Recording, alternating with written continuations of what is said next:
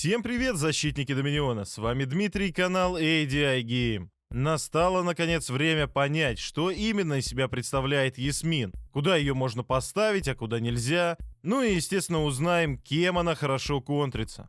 Момент с умениями, в отличие от предыдущих роликов по героям, пропустим. О них я уже рассказывал еще до введения Ясмин, а также вы сами вполне можете ознакомиться с ее умениями. Ну так вот, имеется у меня такая Ясмин. Пока что не очень прокачана, средненько, но этого уже более чем достаточно, чтобы суметь определить перспективы героя в той или иной прокачке против того или иного героя. В первую очередь стоит, конечно же, понимать, что Ясмин — полноценный атакующий персонаж, которому, в отличие от того же Исмаила, например, не нужны дополнительные атакующие для полного раскрытия потенциала.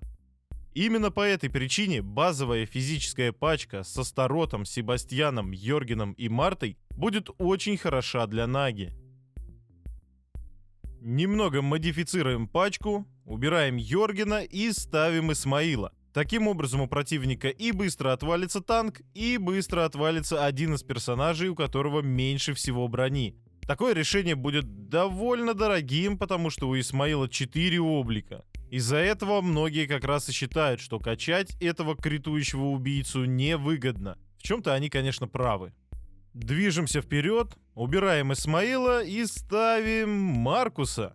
Героя, которого до сих пор многие не ценят, но хилит он не хуже Марты, а бьет значительно лучше. Таким образом, мы держим Ясмин на 3-й позиции и получаем дополнительного хила, который ультой с высокой долей вероятности даст неуязвимость именно Ясмин и отхилит ее. Плюс защита от магической атаки, которую дает первый его артефакт, также положительно скажется в сражении против магов, против кого она скорее и создана. Ну и забегая в будущее, судя по словам тех, кто максимально прокачал Нагу, даже Себастьян ей будет не особо нужен, ведь все грязные дела будут совершаться за счет чистого урона от яда. Таким образом, мы можем предположить, что наилучшим вариантом будет либо Йорген, который уже встречался у нас, либо Лиен. Киса может выдержать атаки от Киры, а далее в бой пойдет сама Нага, пока Марта и Маркус заливают жизнь во всех героев. К сожалению, моя Ясмин пока довольно слабая для такого боя, однако перспектива заметна и она однозначно есть. Почему в роли танка я рассматриваю именно Астарота, расскажу чуть позже, однако некоторые могли уже все заметить. Варианты с Небулой, на мой взгляд, не очень актуальны, поэтому я их не рассматриваю. Однако, если у вас есть эффективные варианты как раз с Небулой, ну или совсем другими героями, пишите об этом в комментариях. А пока вы пишете, перейдем к знакомству с героями, которые сильно мешают или полностью контрят Ясмин. Начнем с героев, которые будут довольно неприятны для нее, и будем двигаться по нарастающей. В первую очередь это, конечно же, Йорген. Мешает он не всегда, а лишь в тех случаях, когда его щит попадает на героя с наименьшим уровнем брони. Таким образом, совпадения довольно редкие, но бывают. Так что нельзя сказать, что Йорген прям сильно мешается, но может ввести подлянку в бой. До сих пор не до конца понял, в чем именно фишка щита. То ли криты не проходят, то ли проходят значительно реже, но факт остается фактом. Щит – штука неприятная.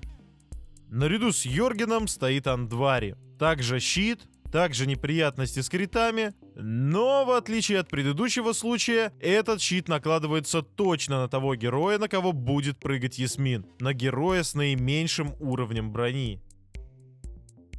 Очень неприятной в бою также является Криста. Кто бы мог подумать, но это так. Хоть по анимации кажется, что Ясмин телепортируется, на деле она просто перемещается. А если на земле шипы Кристы, то и урон, соответственно, проходит по Ясмин. Конечно, если Нага была с полным здоровьем, шипы ее не убьют, но снимут практически все здоровье. Это, кстати, первая причина, почему именно Астарот, а не кто-либо другой рассматривается мной в роли танка.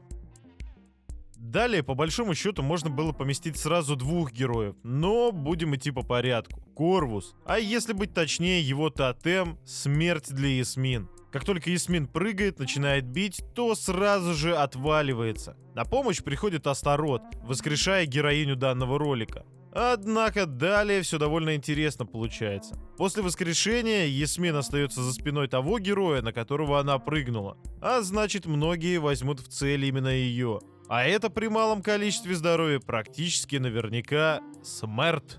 Но в то же время это может сыграть и на руку, если Нага справится с натиском, будет получать больше энергии, ультовать и идти к победе. В это время Марта и Маркус, если мы рассматриваем мой вариант пачки, будут нахиливать Ясмин.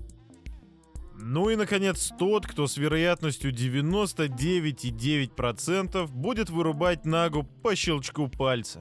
Гелиос. А браточка открыта беспощадно и расправляется с Ясмин очень быстро. Кстати, в таком случае тоже есть микрошанс на победу, если прыжок произойдет под конец работы обратки Гелиоса, но это весьма сомнительно.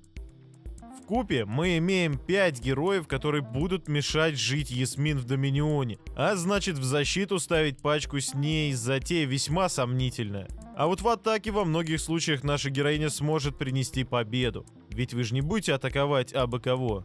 Надеюсь на это. Не забывайте ставить ваши доминионские лайки и оставлять комментарии. А если все еще не подписаны на канал, то самое время это сделать. Ну а на сегодня все. Всем спасибо за просмотр. Всем пока.